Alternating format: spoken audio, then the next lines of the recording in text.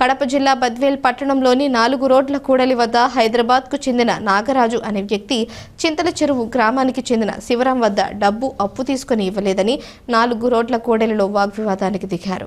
దీంతో అక్కడ ఉన్న ట్రాఫిక్ పోలీసులు వారిని పోలీస్ స్టేషన్కి తీసుకువెళ్లారు.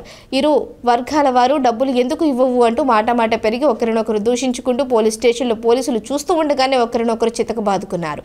పోలీసులు వెంటనే జోక్యం చేసుకుని ఈ రోజు గల వారిని చెదరగొట్టి పరిస్థితిని అదుపులోకి తెచ్చారు. ఈ ఘటనలో ఇరు వర్గాలకు చెందిన నాగరాజు, శివశంకర్, శివరాం, కృష్ణ అనే వ్యక్తులపై కేసులను నమోదు చేశామని పోలీసులు తెలిపారు.